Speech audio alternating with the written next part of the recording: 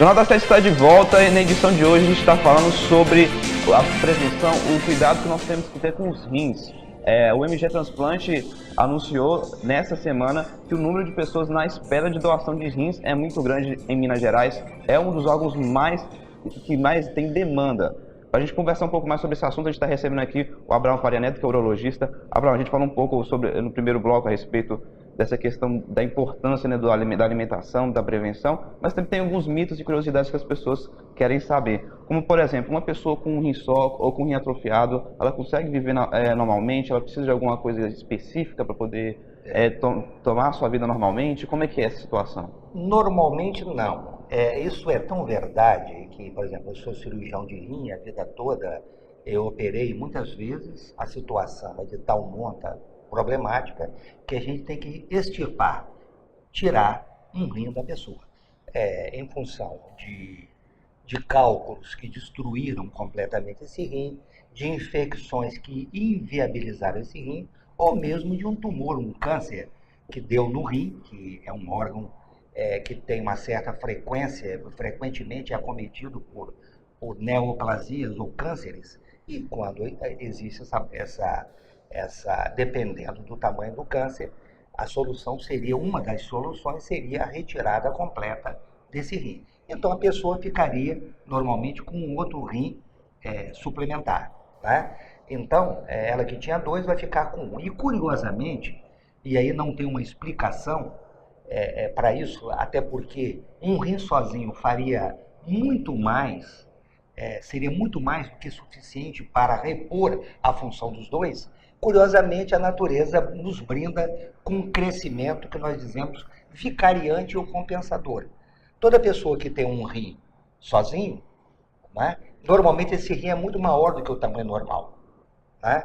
Um rim que normalmente numa pessoa de 30 anos, 40 anos, pesa em torno de 250, 260 até 280 gramas, essa pessoa teria um rim de mais de 300 gramas, porque o rim cresceu. Então é uma coisa muito curiosa, né? O rim cresce e a natureza toda é muito pródiga no sentido de se fortalecer e suprir toda a função. Quer dizer, quando uma parte não está funcionando bem, a outra funciona muito bem.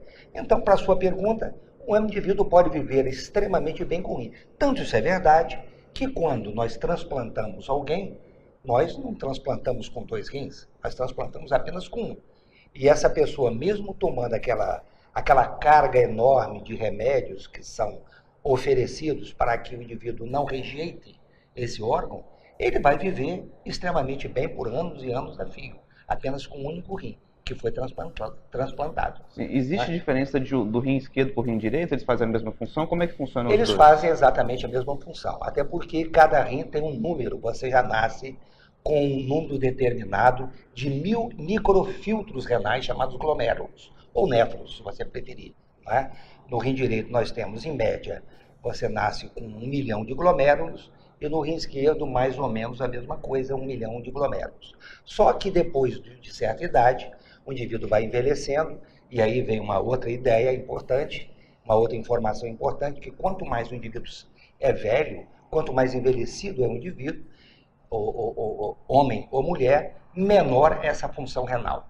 Ele que tinha os rins aos 30 anos, 40 anos, a pleno vapor, a sua funcionabilidade, a sua função, a sua fisiologia, depois de 60, 70 anos, essa função já começa a minguar. Até porque existe uma diminuição pela esclerose, quer dizer, fibrose dessas unidades funcionais que eu falei que eram 1 milhão no rim direito, 1 milhão no rim esquerdo.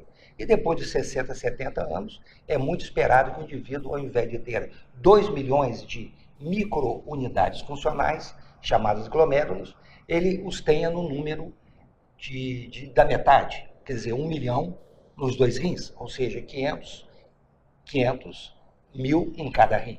Quer dizer, reduziu pela metade. Sim. Então você vê que a idade também ela provoca um dano renal. Sim. E o rim, como todo órgão, precisa de cuidados específicos. Qualquer coisinha já pode ser um sinal de alguma coisa. Como é que a pessoa pode identificar que já tem algum problema? Uma dor pode ser um sintoma? Como é que funciona isso? Que é meio complicado também para uma pessoa que não conhece ter essa decisão, né? Não tem a menor dúvida, mas geralmente os sintomas urinários são muito típicos. O indivíduo que tem, por exemplo, um cálculo renal é uma pedra nos rins e é uma doença extremamente frequente e acredito que seja a terceira dor em intensidade em medicina, né? Eles falam que a dor mais violenta da medicina é a neuralgia do trigêmeo, seguida de glaucoma de ângulo fechado com a doença oftalmológica, e a terceira seria a cólica renal. É uma dor muito intensa na região lombar, essa região das costas, baixo da costela, da última costela, então lombar direita, lombar esquerda, e que migra e que irradia para a virilha ou mesmo a bexiga. E ela é associada com náuseas, com vômitos, e muitas vezes seguida de uma alteração na coloração urinária, porque muitas vezes isso aí é devido a um coágulo, isso é devido a um cálculo que está migrando, e esse cálculo, girando dentro desse trajeto urinário, ele vai provocar um sangramento. E esse sangramento pode ser visto ou pelo microscópio, no aumento de 400 vezes, ou pode ser visto macroscopicamente a olho nu, quando você urina e você vê sangue no vaso. Então, a hematúria, o sangue na urina, é um sinal importante que deve ser valorizado e que geralmente nos remete a pensar que o indivíduo tem um problema sério dos rins. Né? Então, nesse caso, se apresentar esses sintomas, é importante procurar um especialista. Não né? tem a menor dúvida. Se o indivíduo está sentindo alguma ardência urinária, pela mesma forma. Ou se ele está com a dor localizada na região lombar, e as pessoas sabem disso, ou está apresentando um edema ou inchação facial, ou um edema ou inchação em todo o corpo, com pressão alta e tudo mais, isso pode ser devido também ao rim. Abraão, a gente vai continuar o nosso bate-papo, mas agora eu vou fazer o nosso próximo intervalo. Jornal da 7 volta daqui a pouco.